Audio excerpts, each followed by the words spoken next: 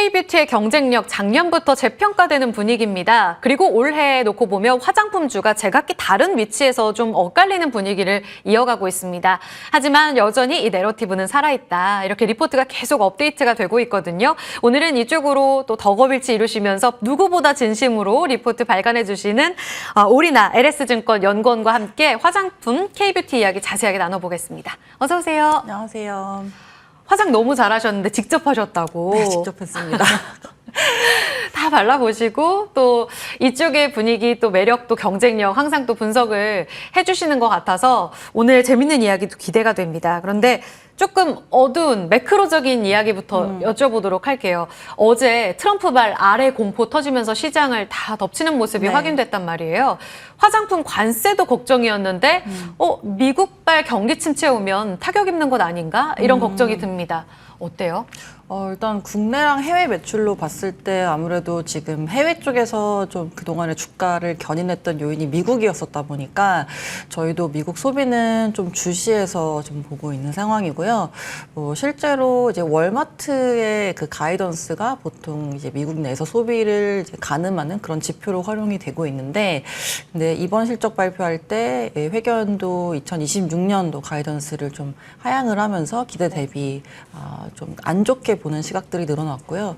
그리고 또 그 외에 많은 소비재 업체들이 모두 4분기 실적은 괜찮았는데 근데 앞으로의 가이던스를 다들 좀 하향하는 모습들이 나왔다 보니까 이제 이런 부분들이 좀 소비에는 약간 부정적이다 이렇게 평가가 되고 있는 상황입니다. 그리고 실제로 뭐 보셨겠지만 2월 소비자 신뢰지수도 98.3포인트 기록하면서 전월 대비 7포인트 하락을 했고요.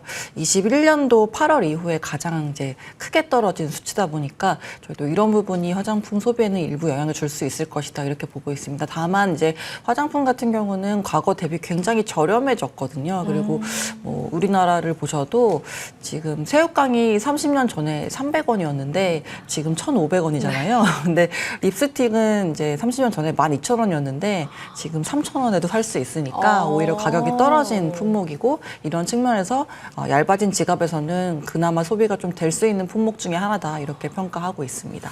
완전히 경기 침체다라고 볼 수는 없지만 이 부분은 계속 지표를 통해 따라갈 필요가 있겠다고 열린 결말을 주신 것 같아요. 네. 그러면 지금 지갑도 이제 얇아지면서 립스틱도 싸졌는데 주가도 많이 조정받았단 말이에요. 네네. 작년에 북미 내러티브로 굉장히 좋았던 아이패밀리 SC, 실리콘2 이런 종목들이 다 6월, 9월 고점 찍고 네. 굉장히 많이 밀렸어요. 네네네.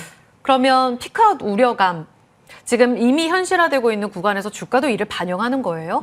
그렇죠. 아무래도 작년 딱 그 말씀하신 뭐 중순쯤부터 이제 아마존이 직접 이 K뷰티 브랜드들을 소싱을 하려는 이제 직진출 관련한 내용들이 나오면서 이제 무역업체들, 유통업체들 같은 경우는 어떻게 보면은 더 강력한 경쟁자, 그리고 굳이 유통업체가 낄 필요가 없는 그런 구도가 형성이 되다 보니까 이제 주가가 안 좋았었고, 뭐 고성장을 하긴 했습니다만은 어쨌든 눈높이가 굉장히 높아져 있는 상태에서 네. 이제 거기에 못 미치는 실적들이다라고 평가가 되면서 주가가 좀 밀렸었던 부분이 있었고요.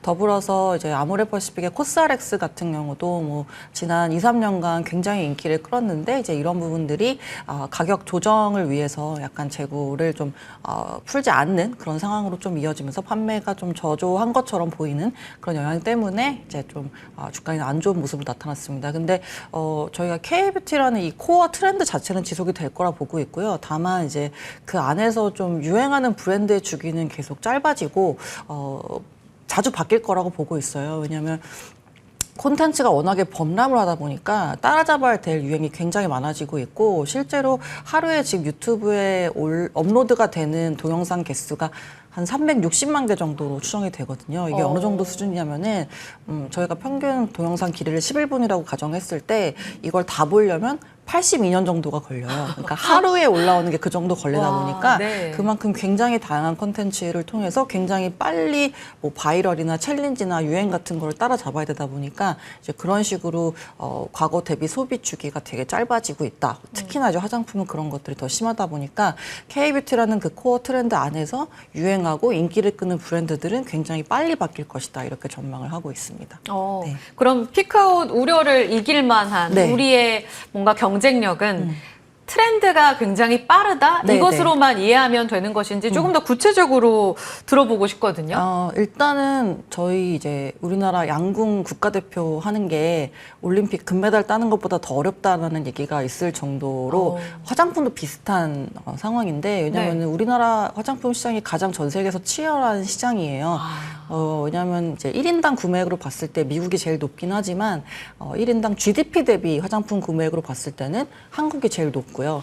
그리고 이제 그 사용하는 스킨케어나 색조의 개수도 한국이 제일 많습니다. 그만큼 되게 품목들이 다양하다고 보시면 되는데 그렇다 보니까 여기서 살아남은 업체들은 사실 세계 어디다 내놔도 살아남을 수밖에 없는 그런 매력을 가지고 있는 그런 브랜드들이라 보시면 될 것 같고요. 예. 그래서 이 미국에서 쇼폼이 마케팅 채널로서 굉장히 좀 의미가 있는 그런 부분인데, 그러니까 틱톡이 이제 전체 미국 인구의 50%가 다 쓰고 있고, 그리고 이제 유저 인게이지먼트, 그러니까 이용자 참여도도 굉장히 높은 그런 채널입니다. 근데 이 쇼폼은 사실 되게 짧기 때문에 짧은 시간 안에 뭔가를 보여줘야 되고, 그리고 그 조회수를 위해서는 이 인플루언서들이 노래하고 춤추는 거 말고 할 수 있는 게 뭐가 있을까 봤을 때 이제 좀 비포 애프터가 확실한 것들 그리고 또 뭐 굉장히 특이한 제형이어서 뭔가 클릭을 할 수밖에 없는 그런 그림들 뭐 그리고 바이럴 챌린지 뭐 이런 것들이 이제 가능해야 되는데 이제 그런 것들에 대한 콘텐츠의 재료를 가장 많이 가지고 있는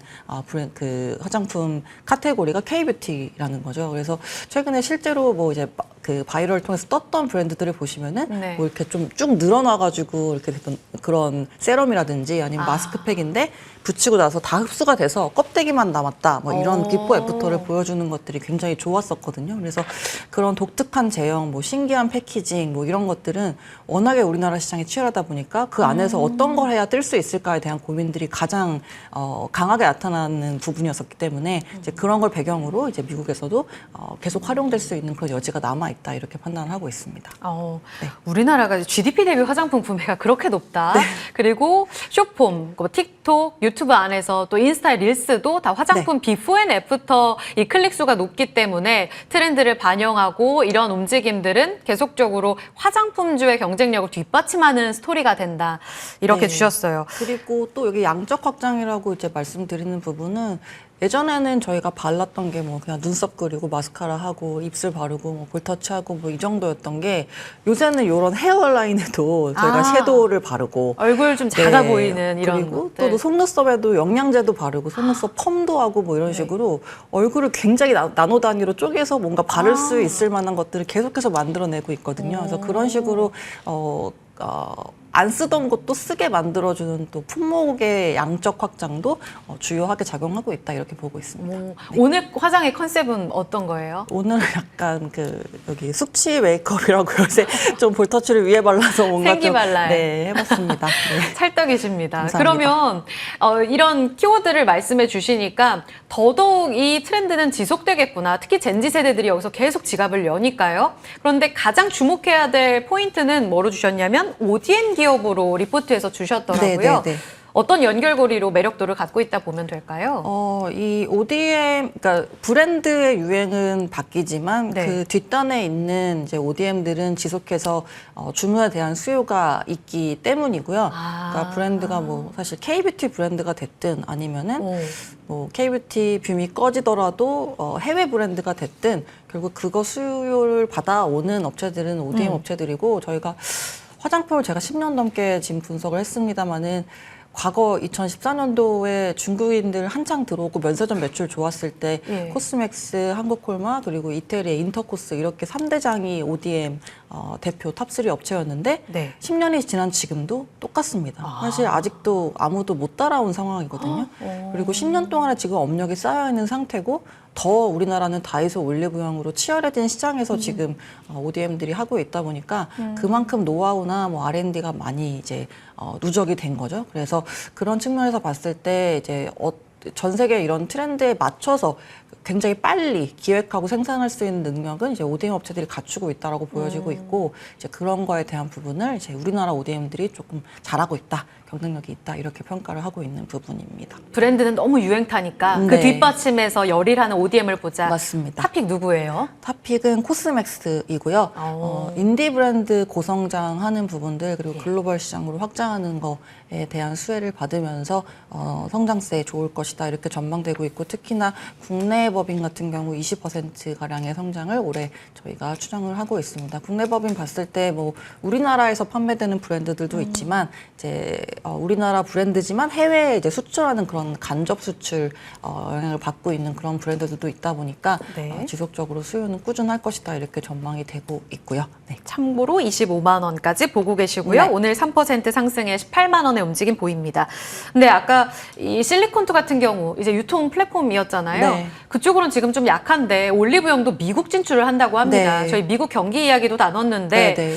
여기서 경쟁력 있을까요? 이거 마지막으로 짧게 점검해 보죠. 짧게 일단은 뭐 당장은 뭐 실적에 이게 숫자로 꽂히는 거는 시간이 걸리겠지만 이제 어제 올리브영이 연간 실적 발표했는데 이제 지난해 매출액이 이제 4.8조 기록을 했고 이게 전년 대비 24% 성장한 거거든요. 그러니까 소매 시장이 이렇게 안 좋은 상황에서 굉장히 잘한 성적이고 이게 뭐 과거에 저희 중국인들 하도 많이 왔을 때 그때 면세점의 지위를 지금 올리브영이랑 다이소가 물려받아서 가져가고 있는 모습인 것 같다. 그래서 글로벌리 수요는 충분하다 이렇게 전망을 하고 있습니다.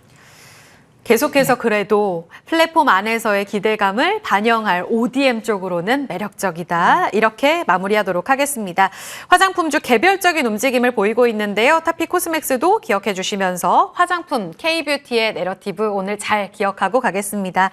오리나 LS증권 연구원과 함께 화장품 섹터 이야기 나눠봤고요. 저희 출발 성공투자도 여기서 물러가겠습니다. 오늘도 성공투자하세요. 고맙습니다.